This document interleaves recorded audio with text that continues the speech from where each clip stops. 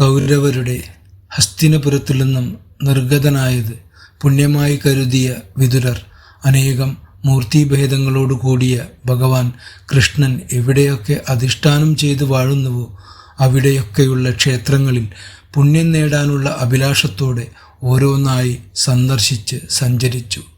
നഗരങ്ങളിലും പാവനങ്ങളായ വനങ്ങളിലും പർവ്വതങ്ങളിലുള്ള കാവുകളിലും അപങ്കിലങ്ങളായ തീർത്ഥജലം നിറഞ്ഞ നദികളിലും തടാകങ്ങളിലും ഭഗവാന്റെ മൂർത്തിഭേദങ്ങൾ കൊണ്ട് അലങ്കൃതമായ ക്ഷേത്രങ്ങളിലും ഏകാഗിയായി സഞ്ചരിച്ച് തീർത്ഥാടനം ചെയ്തു.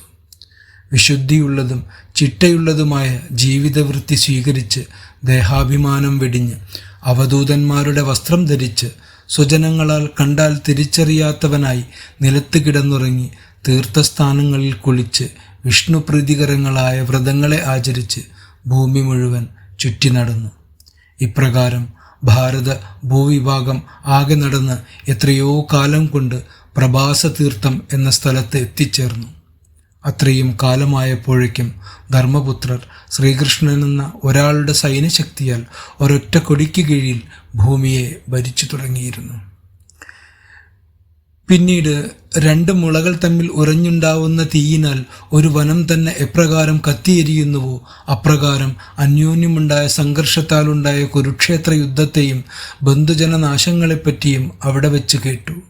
അതിൽ പിന്നെ അനുശോചനായി മൗനഭാവത്തോടെ സരസ്വതീ നദിയിലേക്കും അതിൻ്റെ ഓരോ തുടക്കസ്ഥാനങ്ങളെയും ലക്ഷ്യമാക്കി സഞ്ചരിച്ചു. അതിൽ ത്രിതൻ്റെയും ഉശനസിൻ്റെയും മനുവിൻ്റെയും സുദാസൻ്റെയും ഗോക്കളുടെയും ഗുഹൻ്റെയും ശ്രാദ്ധദേവൻ്റെയും പൃഥുവിൻ്റെയും അഗ്നിയുടെയും അസിതൻ്റെയും വായുവിൻ്റെയും ഒക്കെയായി ഏതൊക്കെ തീർത്ഥങ്ങളുണ്ടോ അതിനെയെല്ലാം സേവിച്ചു. ഋഷിമാരാലും ദേവന്മാരാലും നിർമ്മിക്കപ്പെട്ടവയായ സുദർശന ചക്രാങ്കിതങ്ങളായ മന്ദിരങ്ങളുള്ള കാണുന്ന മാത്രയിൽ ശ്രീകൃഷ്ണ സ്മരണയുണ്ടാവുന്ന എത്രയൊക്കെ ക്ഷേത്രങ്ങളുണ്ടോ ഭൂമിയിൽ അവിടെയെല്ലാം എത്തിപ്പെട്ടു.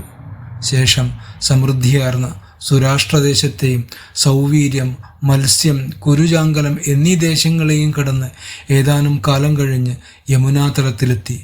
അവിടെ വെച്ച് ഭഗവത് ഭക്തനായ ഉദ്ധവനെ കണ്ടുമുട്ടി.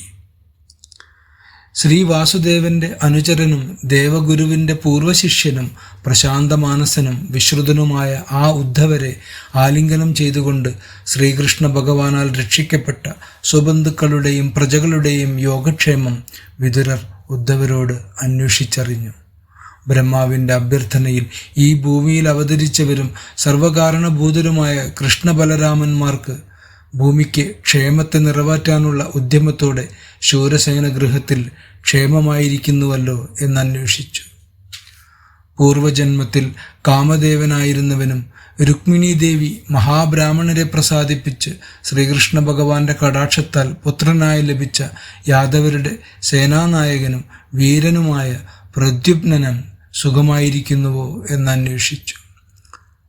സ്വാതന്മാർ, വൃഷ്ണികൾ, ദശാർഹന്മാർ എന്നിവർക്കെല്ലാം അധിപതിയായി സിംഹാസനത്തിലേറുവാൻ ആശയില്ലാതിരുന്നവനും ഭഗവാൻ കൃഷ്ണൻ രാജാവായി വാഴിച്ചവനുമായ ഉഗ്രസേനൻ സുഖമായിരിക്കുന്നുവോ എന്നന്വേഷിച്ചു.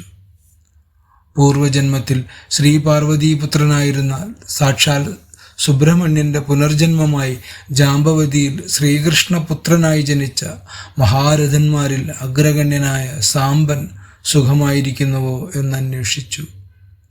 അർജുനനിൽ നിന്ന് ധനുർവേദ രഹസ്യം ലഭിച്ച ശ്രീകൃഷ്ണ ഭഗവാന്റെ ഭജനം കൊണ്ട് യോഗികൾക്ക് പോലും ദുസാധ്യമായ ഭഗവത് സാരൂപ്യം ലഭിച്ച സാത്യകി സുഖമായിരിക്കുന്നുവോ എന്നന്വേഷിച്ചു. ഭഗവാന്റെ കാൽപ്പാടുകൾ പതിഞ്ഞ മണ്ണിൽ വീണുരുണ്ട് ആ പാദധൂളികൾ ശരീരത്തിലണിഞ്ഞ വിദ്വാനും ഭക്തരിൽ അഗ്രനും പാപമില്ലാത്തവനുമായ അക്രൂരൻ സുഖമായിട്ടിരിക്കുന്നുവോ എന്നന്വേഷിച്ചു. ദേവമാതാവായ അതിഥിക്ക് തുല്യമായവളും ഭഗവാനെ ഗർഭത്തിൽ ധരിച്ചവളും ആയ ദേവകിക്ക് സുഖം തന്നെയല്ലേ എന്നന്വേഷിച്ചു. തുരീയാവസ്ഥയ്ക്ക് തത്വമായവനും മനസ്സിൻ്റെ പ്രേരകനുമായവനും ശബ്ദത്തിന് ഉറവിടമായവനുമായി വേദങ്ങൾ നിരൂപിച്ചു വച്ചവനുമായ ഉപാസകന്മാരുടെ ആഗ്രഹങ്ങളെ നിറവേറ്റി തരുന്ന ഭഗവാൻ അനിരുദ്ധന് സുഖം തന്നെയല്ലേ എന്നന്വേഷിച്ചു.